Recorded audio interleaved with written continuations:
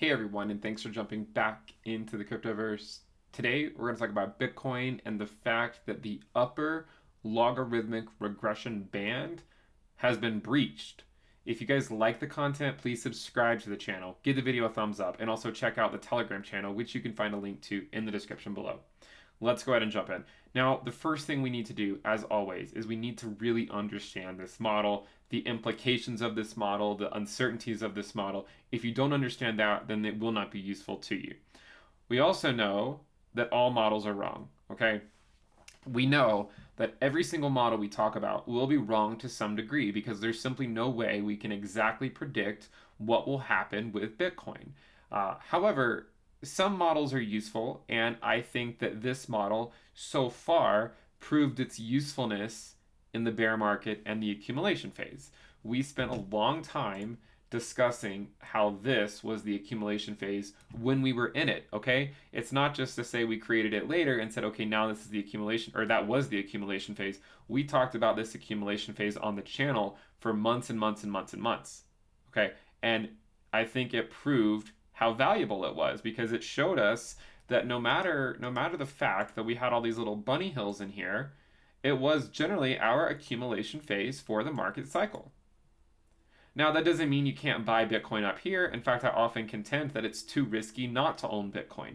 If I didn't own Bitcoin, Ethereum, Link, ADA, or DOT, I would still be buying them. Okay, but it comes from a biased perspective, right?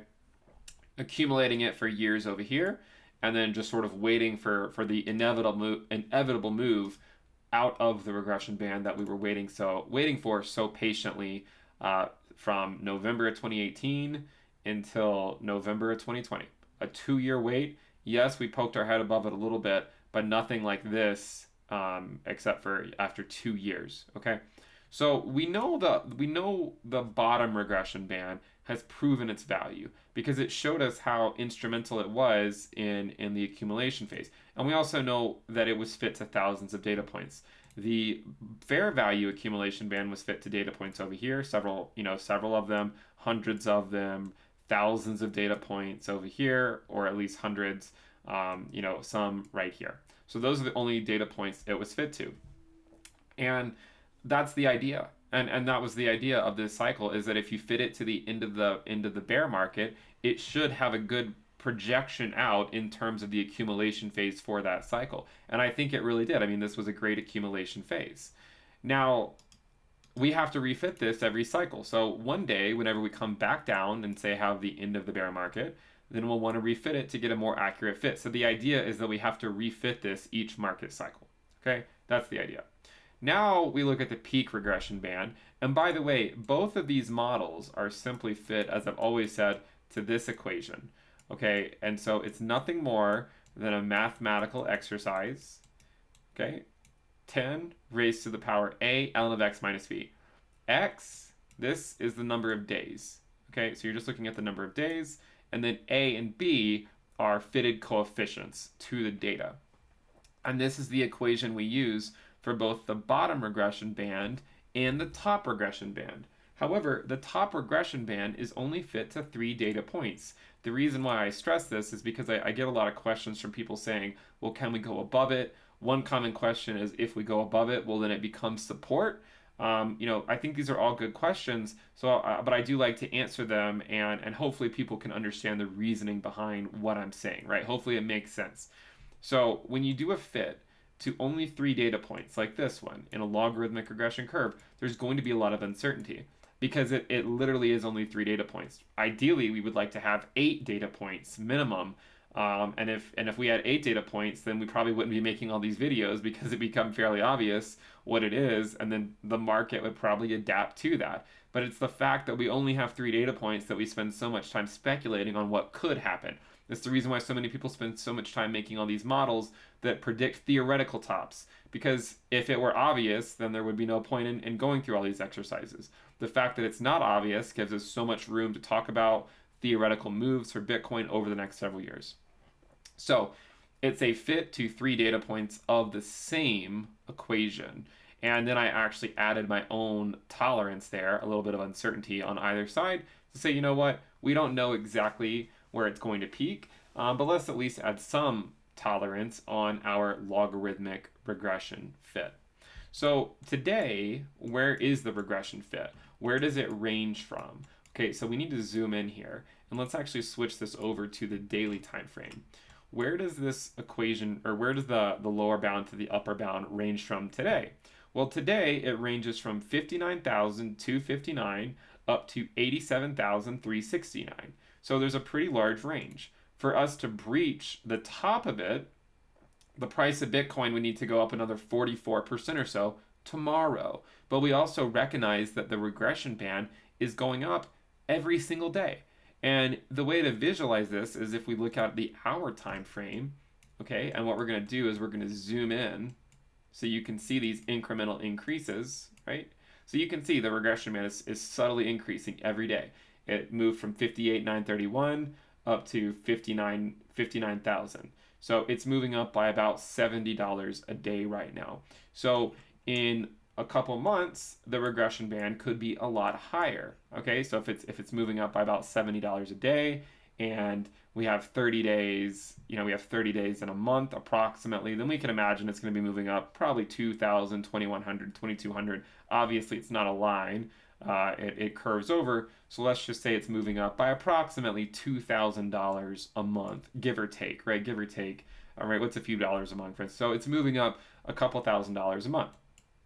If we were to go back and look to see where the peak was when we came into this regression band back on February 21st, it actually was only at $85,000, 85.7K. So in that time, since we had that move just a few weeks ago, it has moved up almost $2,000. So it is moving up relatively quickly. It's possible that by the time we get to the upper regression band, it could correspond to over $100,000 for all we know. Okay, so we need to consider that. And the other thing to consider is, can it break the regression band? Can it? Well, of course it can break it. Again, it's only a fit to 3 data points with a relatively small uncertainty, or the fit has a large uncertainty, but it's only a fit. It's only a fit to 3 data points, and so I think we'll just take it one step at a time. Now, if we look back at this in a few months, okay, if we look at this chart in a few months and we see what happened, like if it does something like this where it comes up, it goes up here, and then it comes back down and does something like that, then we'll now have a 4th data point that we can fit to. And then hopefully our model will just become better and better as we continue to navigate the market cycles. But what I will say is that if you're using this model or any model to decisively tell you where the peak is, I don't think you're doing yourself any favors. Now, I have a lot of models that show that a theoretical top for this market cycle for Bitcoin is still probably between $100,000 to $200,000. So I still think I still think that Bitcoin has a ways to go for this market cycle. There's obviously some people that don't think we'll make it to 100K. There's some people that think we'll make it to 300K. So I would say to be somewhat flexible with it. Well, you might say, well, if we go to, if you're saying we could go to 100 to 200K, how is that possible if this model right now is only saying that it could go up to 87,000? Remember, it's going up by about $70 a day. So as I always say, time is on our side. Okay, so it's possible that we go up and we do come back down. But maybe we don't actually go back to the regression band down here, right? Maybe we go back down a ways and then we come back up and revisit the regression band later on at a much higher valuation, maybe over $140,000 or so. So ultimately, I think it will depend on the amount of time it takes us to get there. It's easy for us to certainly get carried away when you see moves like this, where just maintaining the status quo is continuing to move up each and every month, 30, 40%, essentially every single month for 6 months straight. It certainly becomes easy to see how quickly these models can be put to the test. But at the same time, we also recognize that there can be substantial pullbacks, and if there is a substantial pullback, like let's say we do go to 70K, which is what a lot of people think is going to happen. Let's say we go up to say 73K or something and then have a pullback. There's nothing necessarily saying that we have to go back down to this regression band. This is why I say just manage your risk, okay? And ultimately speaking, we have a lot of models. I have a lot of models that show that Bitcoin could go to 100 to 200K I also was buying Bitcoin as late as October of 2020.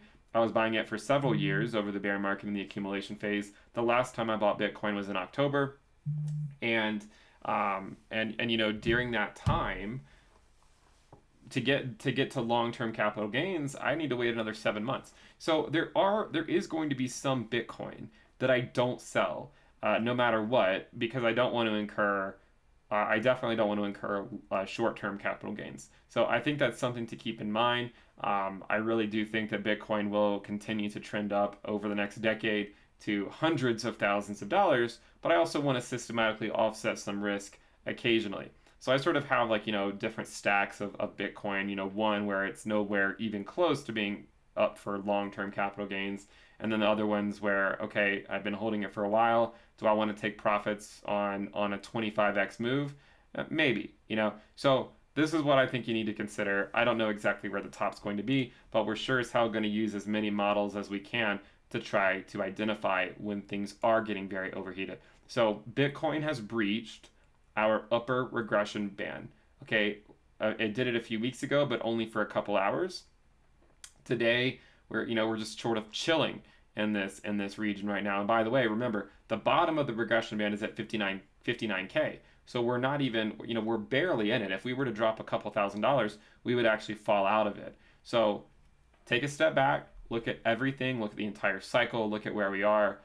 I think we still have a long ways to go for the market cycle. But as I always say, always be prepared for pullbacks. That's just part of the game we play. If you guys like the content, please subscribe to the channel. Definitely subscribe. Let's go for 230,000 subscribers.